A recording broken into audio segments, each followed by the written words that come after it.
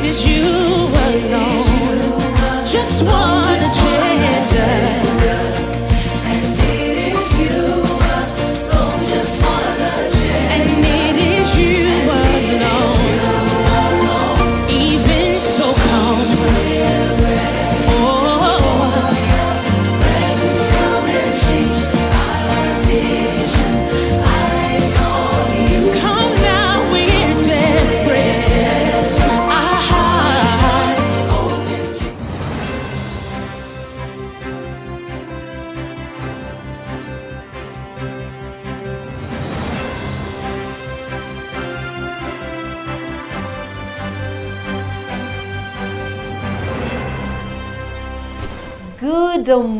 Good morning once again from wherever you're watching us from. Welcome to our Oracle News Brief. Leo nimeamua kuanza.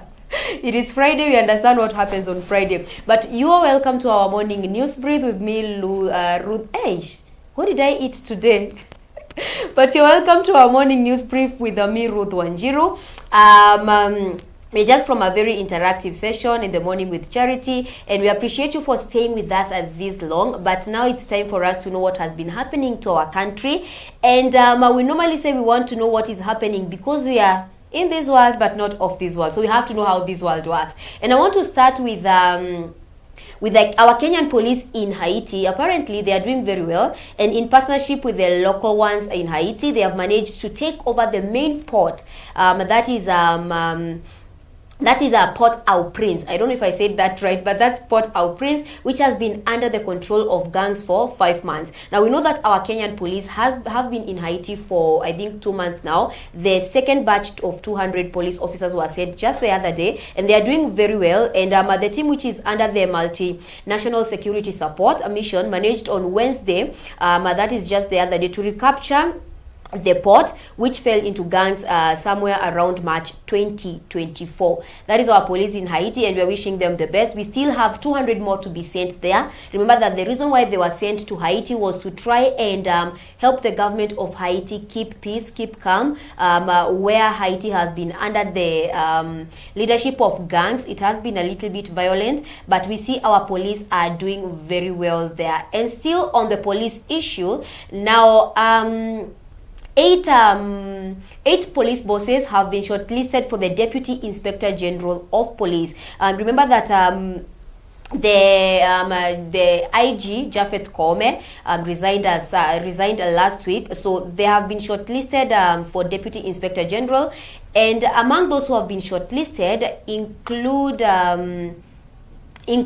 the DIG right now, that is Eliud Lagat, and then we have James Kamau also, that is the acting DIG. James Kamau has also been shortlisted, and we have Commander George Seda, who has also been shortlisted, and then we have former Nyanza Regional Police Commander Vincent Makoha, and then we have Commander Tom Odero, who has also, that is former Rift Valley Regional Police Commander, has also been shortlisted. Now they are being shortlisted after the resignation of Inspector General of Police Japhet Kome. That was on July 12th, and after his resignation was confirmed by the president, they have to go through the process of getting a deputy inspector general. We are going to be keeping you updated with whatever is going to happen to that particular one. And now the biggest story that has been in the country, opposition, or rather ODM, the ODM ringleader, that is Raila Odinga, has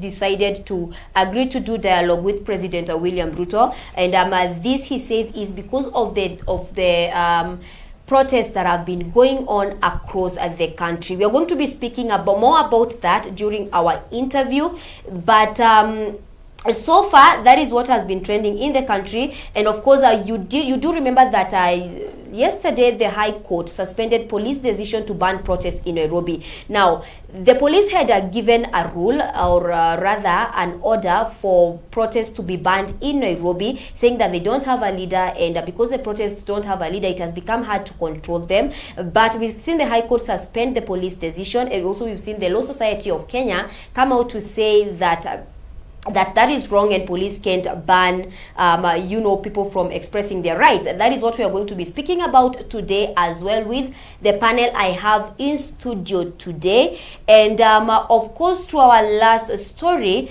President William Ruto has reduced the benefits for retired presidents by 99 million. This, he says, is also part of making sure that the country is living in its means.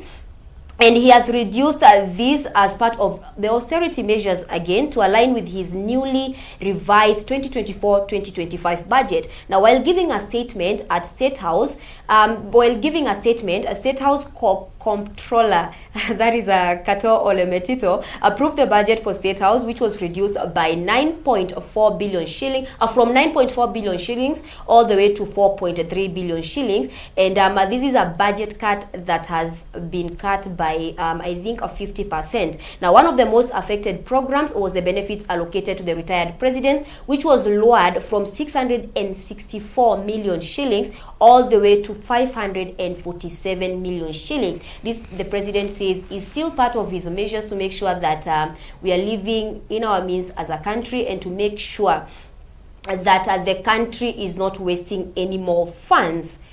And with no much further ado, I want us to get into our interview today. Remember, today we are speaking about the state of the nation, how the nation is going, and we want to know what has been happening. We've seen protests go on. We've seen protests from the Gen Z. Tuesdays was the worst.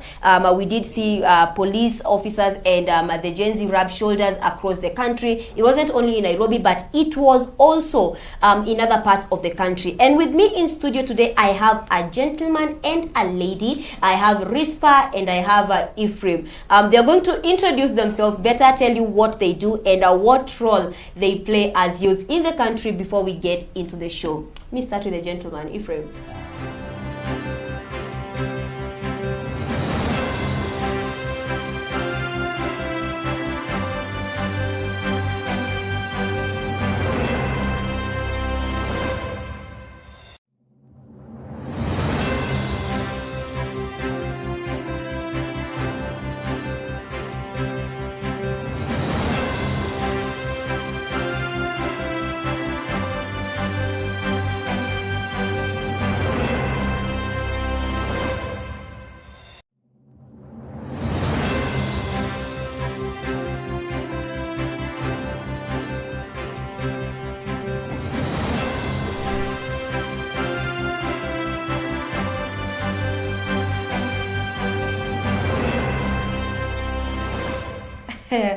Welcome back.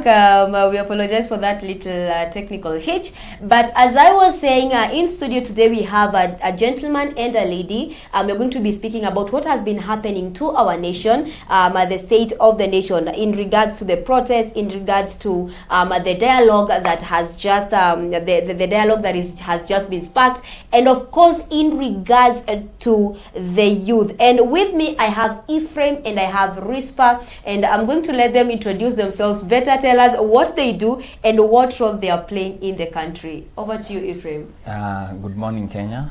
Good morning, Gen Zs. Good morning, everyone. So my name is Makada Ephraim of Asking. I represent the Kenya Youth Federation, Nairobi branch. At the same time, I'm here on behalf of my beloved party, Jubilee Party, representing the Embakasi East constituency. I'm happy to be here to discuss matters that relate to our country and how we can make Kenya a better place for everyone, regardless of their tribe, class, or race. Thank you. Thank you, Ephraim. Rispa. My name is Ntinyari Rispa from Meru County, Igembe North. I'm a social worker by profession and a youth leader. I'm a Gen Z and advocating for change in this country.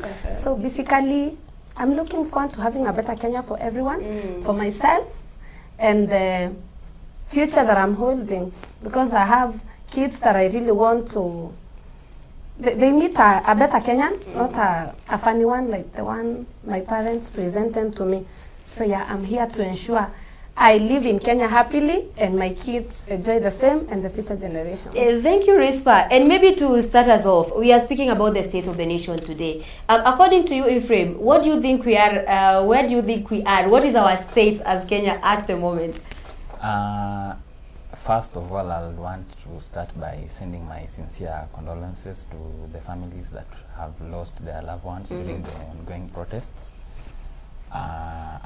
It's so unfortunate that in 21st century still we have young people who are fighting for their rights being killed by the government of the day. It's not something to be discussed about, but it's happening in our country, Kenya. So to all the families, friends, and everyone who have lost their loved ones during the ongoing protests, we send our condolences to you and to the family at general. Basically, I want to say that Kenya, we are at a point of change, and the ongoing protests, they are not about political interest or who should be in power. It's about the change of system of governance and leadership. That's what the young people of this country are calling for, and they have seen the leaders who have existed before failing to bring good governance and demonstrate good characters of leadership to the country. And as a result, they decided that let them take the mantle themselves. I support them, and I'm part of the movement, and we are ready for anything that will come along our way. Okay, you did mention that the protests are not politically affiliated. We are going to come back to that. But Rispa, as a nation, what is your view on where we are? What is our state right now? I feel our country is somewhere where we have trust issues. That is basically the biggest problem. Because most of our leaders, 90%, sold heaven to us when we were voting for them. And after they got to wherever we sent them, they forgot who sent them and why we sent them. So I would say basically what is happening, it is as a result of people who are tired, people who are frustrated, and now we are here to remind them we were the people who sent them, and there is a reason why we sent them, in case they are forgetting. So I would say basically we are here because of trust issues, and I think we are under a government that is addicted to lying, and that is what is killing us and bringing the bile every now and then. You just sit in your house and you're like, okay, and then you see 9 bodies being retrieved from Kware, and you watch the news, someone is trying to say 4 bodies. And I'm like, I saw 9, and you're trying to, you cannot even say like a small truth. you cannot accept that. So that gives me the bile to go to Maandamano the next day, because I think you get. So we are here because of trust issues and anger. That is from Rispa. Now, Ephraim, when we started, you said that these protests are not politically affiliated. What did you mean by that? By saying you're not politically affiliated, the definitions of political affiliation, it draws to subscribing to a political ideology. As the Gen Zs, they have not subscribed to political ideology of any existing parties. They are driven by the challenges we face commonly. In layman language, you say we are united by our problems. So that's what brought us to the streets to fight for our rights and to make Kenya a better place. And do you think that the sole reason why this whole protest started has been sustained until now, or have we lost track? I believe revolutions don't happen in a day. Revolutions don't happen in a week. Some take years, and during that process, there are casualties. I won't say that the movement have lost track.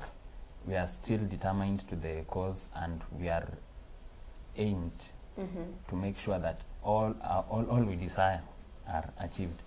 Let me just draw back and say that during this protest or during the movement, Of course, there are some opportunists who have taken advantage of the current situations. The GUNZ and the opposition political party.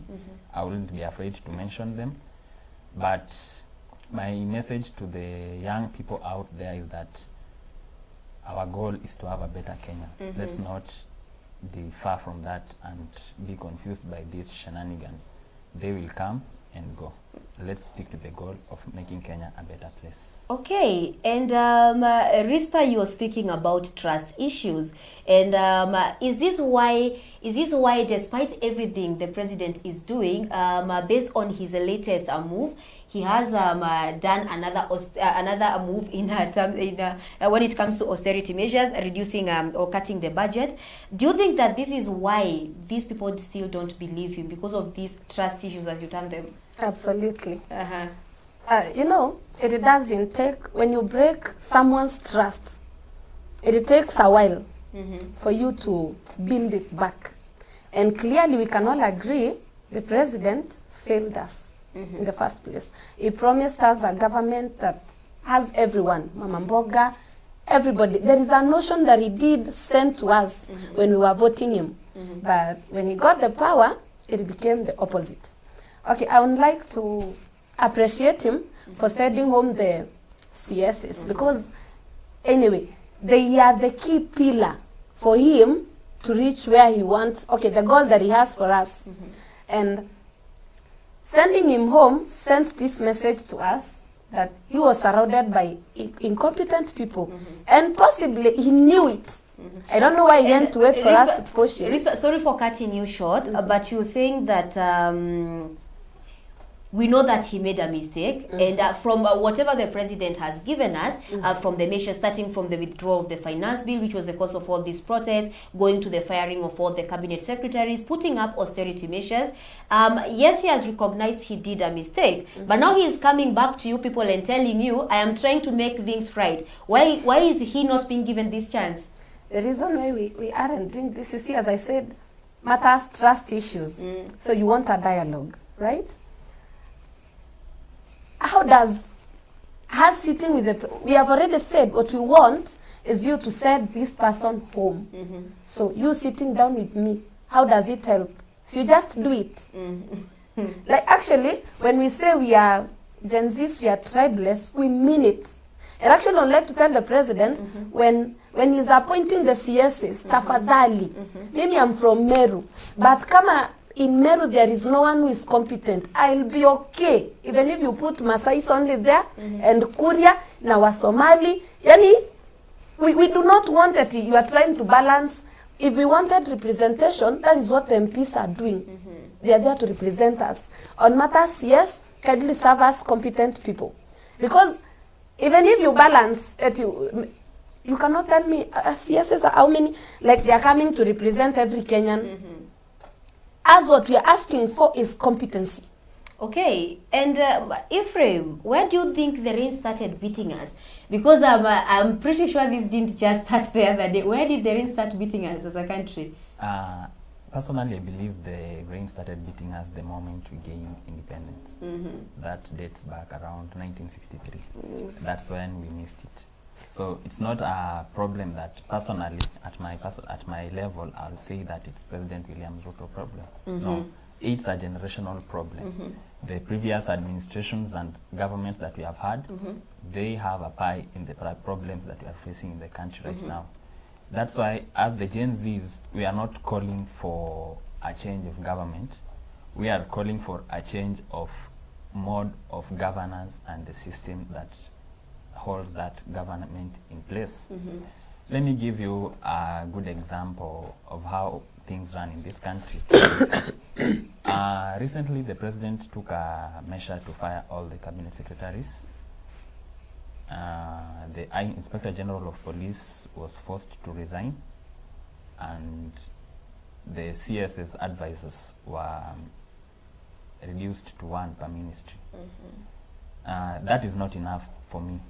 Personally, I believe that Kenya as a country has so much potential that if, number one, corruption that's ailing us is dealt with correctly, Kenya as a country, we can go very far.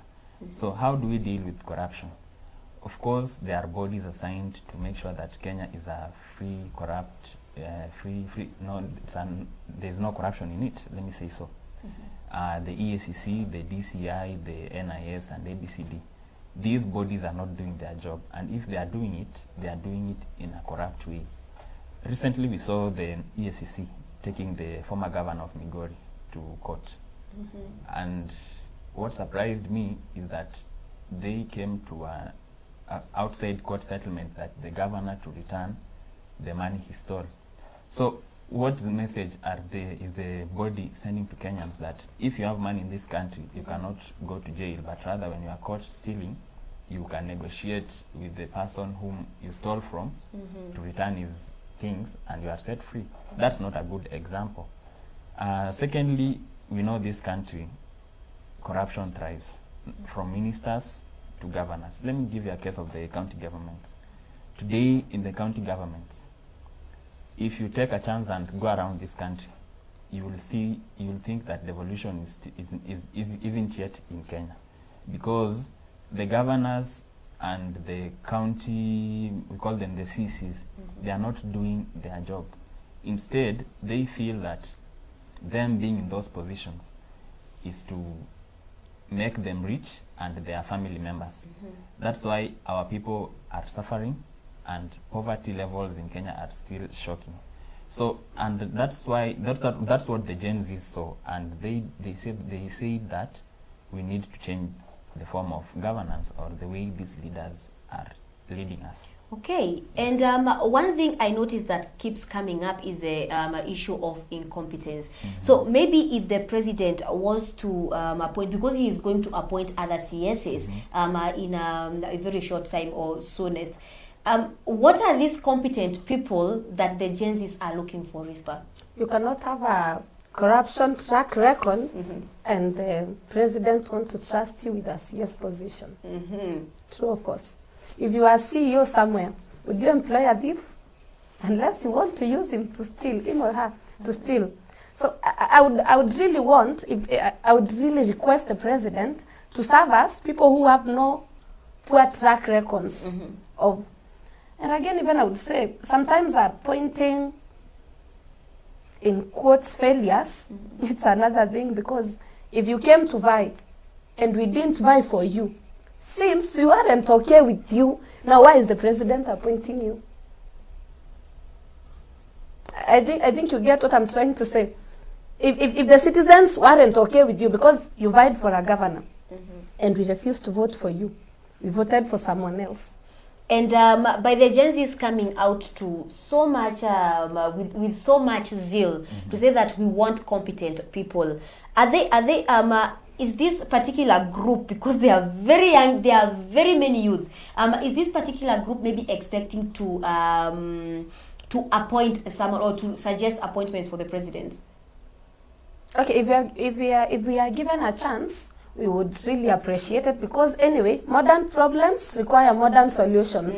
And some of the people the president is appointing, you cannot appoint someone who was born in 1940 to come handle issues that are happening in 2022. And Rispa, how is this going to happen? Because clearly dialogue has not made way. We did see the president say that beginning from this week, which was supposed to be on Monday, 15th of July, we were supposed to have a multi-sectoral dialogue forum, which was supposed to include youth and clergy, everyone involved. Previously, the president also took the chance to go to X-Space, where he had about, I think, 168,000 people watching in a country that has 55 million. So, Rispa, when you say that you want to suggest these appointments, you want the president to, how is this going to happen, yet no dialogue has happened? We want the president to at least start building trust with us by, we've been having the mandamanos for the last like 3 weeks now. Actually, it's a month. We haven't seen even one police officer be held accountable for doing whatever they are doing, even to journalists. Because anyway, like the lady from Nakuru, she wasn't demonstrating, she was working. But have you seen the one who shot her being held accountable? So clearly, the president is not even trying to build the trust with us. So if he wants to sit with us down, let him start by building the trust with us. And the first move is by, you see those videos we are serving him of rogue police officers, we want to see them being held accountable. Because actually even now I'm not sure if I will walk out of this place and go home safe. I fear I might meet someone there waiting for me, simply because I've expressed myself here and I'm in a democratic country. So if the president wants to sit the Gen Zs down, let him first build a base of trust with us. And for us to trust him, we want to see him hold someone accountable. The way they are shooting us because of demonstrating, we want to see picketing and demonstration, it's constitutional. So why kill someone?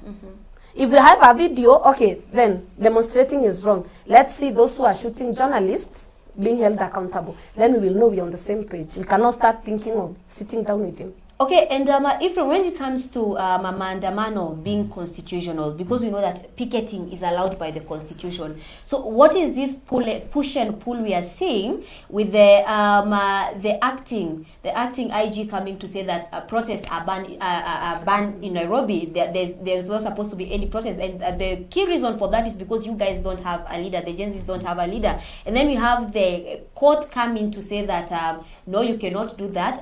There's a conservative order that has already been served to put that on hold, and then we have the LSK also coming in to say to support the maandamano. So what is this push and pull we are seeing constitutionally? The push and pull, I think we have a president who doesn't believe in the constitution. If we go back to 2010 when the new constitution was being implemented, he was at the forefront in making sure the constitution is not being voted for. He was on the no side. Fortunately, as things will go, he was elected as the deputy president and now the president. So we have a president who campaigned against the constitution, Kenyans expecting him to implement that constitution. Of course, that's not possible.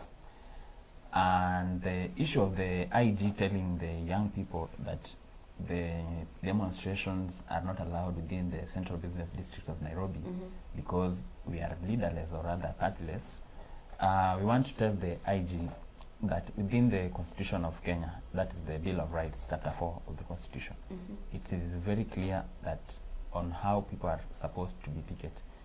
There are no clauses that indicate because you are leaderless or because you are rudderless doesn't mean you are not given that constitutional right.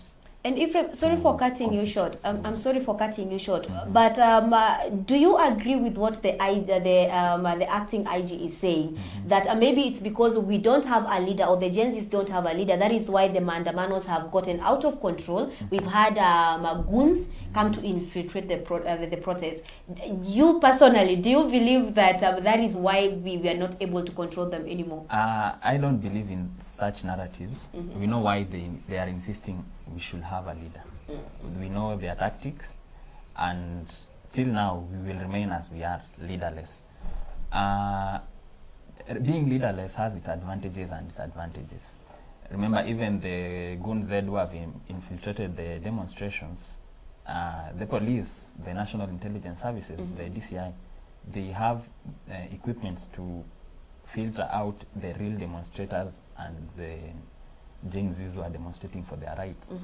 So they cannot tell us that because other criminals have infiltrated our protests that we should not demonstrate. It's upon them to protect us from those criminals. And by protecting us, it's not telling us not to go to the streets. Also, the Kenyan Constitution does not allow the Kenyan police to give or to permit demonstrations. It does not allow. So what the Inspector General is doing is against the Constitution and against the rule of law. And we want to thank the High Court and the Law Society of Kenya for taking the necessary measures to ensure that the young people exercise their constitutional rights without being bullied or without being harassed by the Kenyan police. Can I add something, please? Last week on Tuesday, when I was in CBD, we were demonstrating. Personally, what I had was my phone, water, and a placard. In the opposite direction, there were, I will call them goons because They had those big sticks, some had arrows, and they were walking together with the police. I don't know whether you get that picture. We are on that side. What we have is water and our phones and placards. On the opposite direction, we have goons. I call them goons because they had pangas, rungus, like they had a lot of things that they were carrying. And they were together with the police. The policemen who I'm expected to trust with my life. They were walking comfortably with those guys. The water cannons were thrown to us and not to these people who already have things that can hurt other people. And Someone was as in, alishikwa naware, and they stole all what she had, and the police were looking at whatever was happening. So how do you expect us to trust such a government? So, Rispa, as these protests continue, how are the police supposed to differentiate between the Gun Z, as you call them, and the legitimate Gen Z who are protesting peacefully? They can differentiate even through this. Why are you with these people? Why are they on your side and not on our side? Okay, we are demonstrating, and it should be a peaceful demonstration. Why do you have a rungu and you're next to a police officer, then arrest this one first? Okay, and what everyone is talking about is accountability. They want the police to be accountable for the lives that have been taken during the protest. But my question is: are the Gen Zs ready to be accountable for the property that have been destroyed during the protest? Let me start with Ephraim. Like I said, the Gen Zs, we are very peaceful, and I believe that let me first say sorry, my sincere sorry to individuals who have had their businesses lost during the ongoing protests. But I'm a believer that the Gen Zs were never part of those chaos. And if the police are very efficient in their work, they can narrow down to these individuals. We have the National Intelligence Service, we have the Directorate of Criminal Investigations. They have the equipment, they have the rule of law, and they have the protection to do all the investigation and make sure these culprits are brought to face the rule of law. So this narrative that the Gen Zs are the one who are destroying the people's properties, it's a propaganda meant to silence us from fighting from our own rights. It's meant to divert us from the real issues, you understand? So it should not even be a topic of discussion. Personally, I can't see why an 18 or a 19-year-old young man will go to steal, to go and vandalize someone else's shop. Yet when he himself doesn't have even the energy to do that. The reason why I'm saying we don't have the energy, these young people can't afford 3 basic meals. So it means that the little energy he or she has, it's meant to fight for his own rights in the maandamano, not destroying people's properties. And Individuals who are destroying people's properties are, number one, the Gunzed. And I'll tell you the story of the Gunzed. They are politicians within the government and within opposition who wants to take advantage of the ongoing protests. Number one, to bring anarchy in this country and blame it on the Gen Zs. Secondly, we have even what we call the criminal society. They see the ongoing protest as an opportunity for them to loot. So we can see as the protests are ongoing, I believe that the police incompetence to narrow down the real culprits is still being seen, you understand? So the blame is still on the police. They are not doing their job. They have allowed the executive arm of government to control them on how they should be able to do their job. And that's why we see the killings, we see the tear gas, the cannons. So personally, I believe that the Gen Zs are very peaceful and our demands are very clear. We will not steal anyone's property and we will continue to picket and let the police do their job as we demonstrate peacefully. Okay, Rispa, you wanted to add something? Yeah, he has mentioned something close to whatever I wanted to say. You see, in these maandamanos, there are some people who have taken advantage of the Gen Z situation and they are trying to run behind it. Tell me, why will people meet 3 coffee shops and then attack one? clearly tells you these are goons paid either by other business people who are competing with you. They want you to be brought down. So clearly these are not Gen Zs, but goons. And for us, we are okay. If you are caught on camera, go and pay for your deeds. We did not send you to destroy anybody's property. For us, we are communicating, and we believe we can communicate peacefully. And for us, we are okay with the arrests. As far as they have evidence and you be charged the right way, we are very okay. But now it's becoming unfair. People are being arrested, but we haven't seen even one police officer being called out. Okay, Rispa, and then what is the way forward? Because despite the Gen Zs being peaceful, as you say, they are still going to bear the brunt of the Goon Z, as you've called them. So what is the way forward to make sure that there is a clear line of those who are protesting and those who are coming to destroy the protests? For us, our way forward is, number one, we are not going to relent. So if anybody is waiting for us to be tired, they will have to wait for quite longer. And as long as, and I throw back the blame to the government. Because if the president let us be, he let us do our maandamano. You do not have to send us KDF. We are not. Imagine where I come from in Igembe North. 2 days ago we lost 3 people, majority were injured, and over 100 cattle were lost. There is nothing happening there.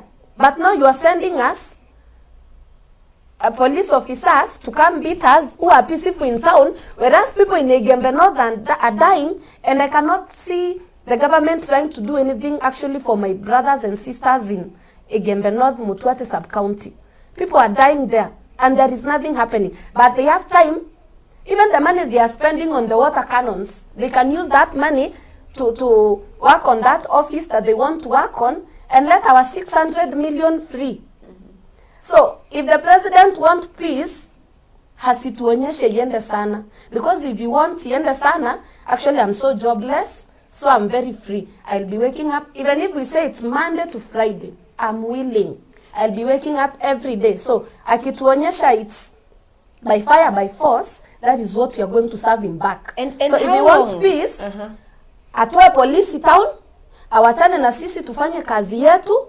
If there will be goons, let them get arrested, let them be charged. Na akituonyesha hana funjo, for us also we will be okay. Okay, let me paint a picture for you. For example, the president doesn't send the police on the streets, doesn't send the KDF on the streets. How long are these protests going to go on for, Ephraim? The protest will go as long as the president does not listen to us. Our demands are very simple. When I started this show, I said we want the mode of governance that's happening in this country, that's going on in this country, to be changed. We want the moral leaders who are morally upright, leaders who feel that me being a governor, me being a member of parliament, it's not for me to get rich, but rather deliver a service to the people. A leader who feels that me being a cabinet secretary, it's not me to fight with other cabinet secretaries, but rather deliver within my docket. We want a society whereby a leader delivers what he promised to the people. And if he cannot deliver, let him not promise us. Because and Ephraim, sorry for cutting you short. Does that mean that every time there's an issue, then there will be a protest? Is that what? Is that what are you trying to say? I wouldn't say that that one can be scrapped off if the president listens to us and changes what we want. For example, right now we are calling on the president. We don't want him to hold that office. We want the government to be dissolved. We want fresh elections because we as the people of this country, we feel that the leaders that we have elected, they are not competent, they are not morally upright, they don't care about the interest of the people. That's why in this country today, young people who have finished Form 4 cannot join university because of the new university funding model. Our mothers in the village don't have roads, don't have water. like Mary said here, we talked about the cattle rustling in Gembe. We have bandits in the Rift Valley there. So you see, those are the problems that we have.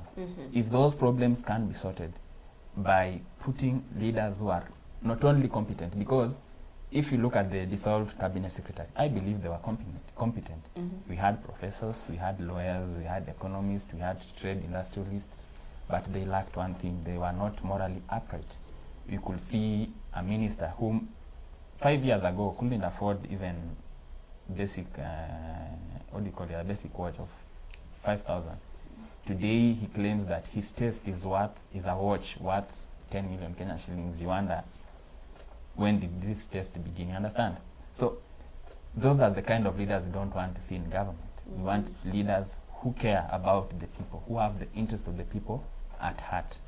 If the president can do that, and he can initiate the process. And how does he initiate the process? First thing first, we need the government to go home. All the PSS, all the, I don't know, the CSS if they are working, all the governors, all the MPs, all the MCS, we need fresh elections to choose leaders whom we feel represent our interest. But okay, and let me just stand there right where you are. So one of the things that these protests have called for is for the resignation of the president. Yes. But have the judges really sat down to think what happens next after the president resigns? That's a very good question, but I'll answer it in this way. We are calling for the president resignation after the dissolving of the government, the entire government, the PSS and ABCD. So our alternative, our way forward, we believe that when the president dissolves the government, he should not resign first. What should he do? We should first reconstitute the Independent Electoral and Boundaries Commission, and elections to be declared within the next 90 days. He can still remain in office as he vies. I know he is so enthusiastic about his political career, and he will still be on the ballot. We have fresh elections.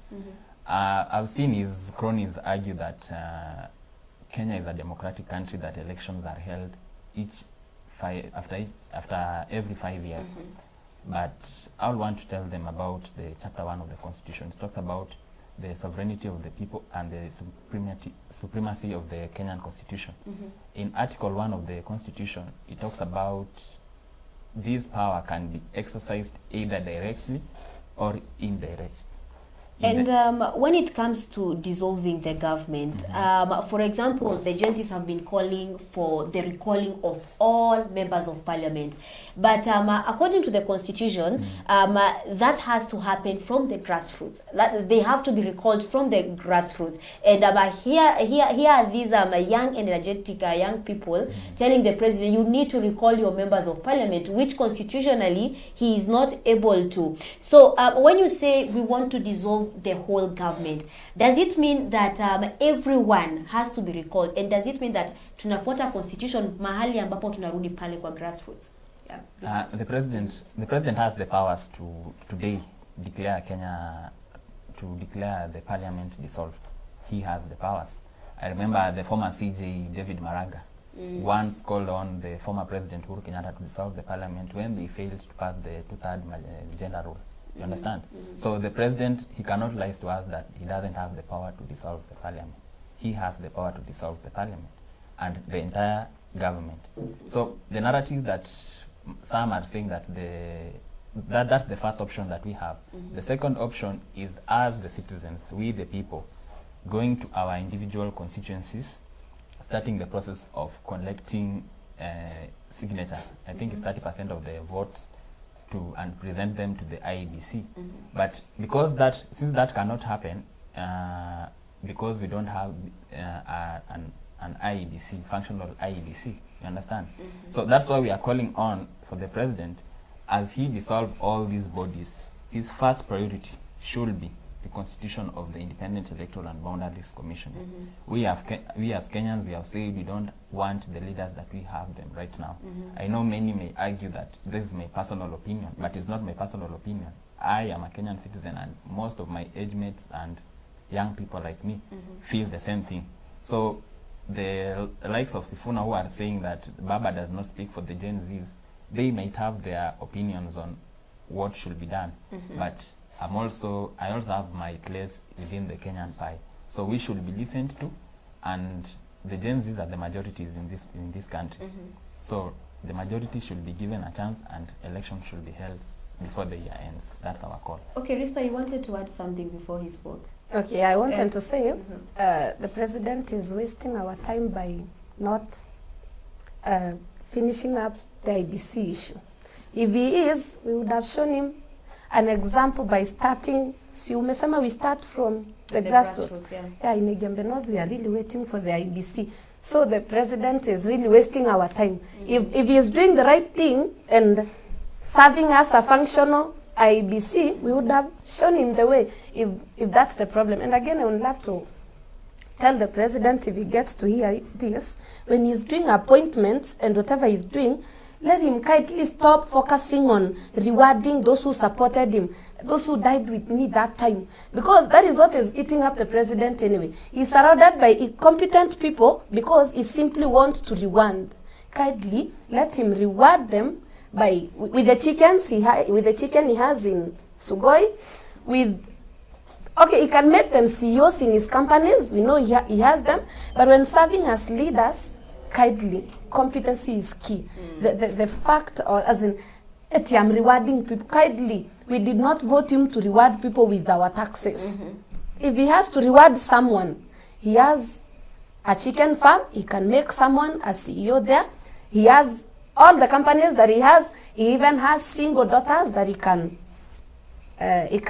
give to some men as their wives, and he will have rewarded them as he wants. Okay, and let's take a look at the issue of dialogue. We did see yesterday the ODM party leader Raila Odinga agreed to have dialogue with the president. Maybe, do you see this solving the situation, especially in the kind of situation we are right now, where the Gen Zs are coming up to say that Baba does not speak for us? Do you think that him accepting to have dialogue with the president is going to help ease the situation a little bit? Baba is a real definition of kakishiba hakasumbui. This is the reason why I'm describing him in that way. When he decided to speak for us, did he even call us? Did he ask us what we want? He just decided to imagine this is what the Gen Zs want, and he went for the dialogue. When he decided whatever he decided, we didn't even see him try even to bring even a few Gen Zs together and get to reason with us and understand what we want. Actually, his SG told us he doesn't speak for us. So we assume Baba is there for his personal interests and ODM. So for me, sioni wakienda mahali. Ephraim, do you think this is going to help calm the situation a little bit? I believe it's a good political move to calm the situation in the country, but I don't see it as a good move.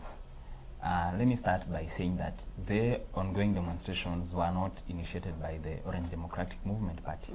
They were initiated by the Gen Zs themselves. So if dialogue was going to happen, I believe the dialogue should be between the president and the Gen Zs. Yes. Raila himself, through his SG, the Nairobi Senator Sifuna, said that he doesn't speak for the Gen Zs. And the issues that he's going to discuss with the with the President of the Republic of Kenya are issues of ODM and ODM members, because they say Baba also has around 7 million people following him. But if I may ask a good question, is the demonstration started with the Gen Zs, yet someone else is harvesting our hard work and sweat. As much as the dialogue might bring calm situation within the country, but we believe that it's another political injustice that is about to happen to us. And if that dialogue, if it's to continue, we want the former Premier, Raila Amolo Odinga, and the President, and all other leaders engaged, the Gen Z is not being excluded. And they are misconstruing that Sifuna is a Gen Z, so they think that by Sifuna being there is speaking on our behalf. Let's make this clear. The Gen Zs are young people born between the age 1997 to 2012.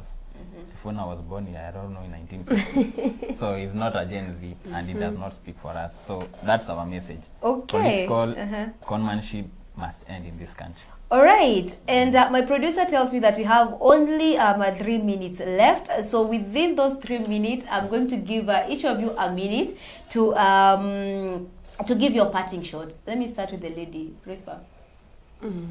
First, let me request Kenyans to greatly pray for Meru County. I think you've seen we are trying to send our governor home.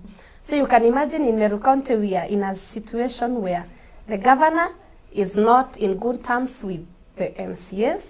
So it's quite tiresome to be a Kenyan who comes from Meru County, and to make the matters worse, now you come from Igembe North like I do, where you are sleeping and you hear gunshots, you wake up and you hear your neighbor has died, and the government is clearly doing nothing.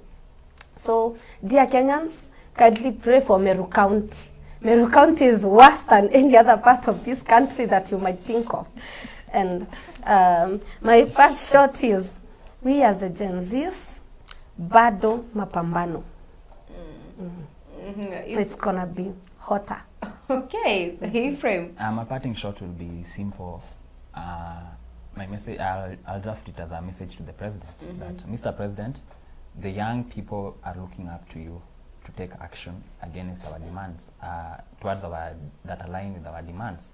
Our demands are very simple, Mr. President. We want a better Kenya, we want a better society, whereby your tribe will not determine whether a person will get a job or not, whether my gender will not determine how I will get a connection within a government office or not. We want a better society whereby competence, integrity, and patriotism are the core values of our society. So, Mr. President, if you are indeed a good patriot of this great Republic of Kenya, please listen to the plea of the young people, dissolve your government, reconstitute the IEBC, and let Kenyans hold elections before the year ends. But if you continue the direction you are going, Mr. President, you will face us in the street, and we are ready like yesterday. Thank you, Kenyans.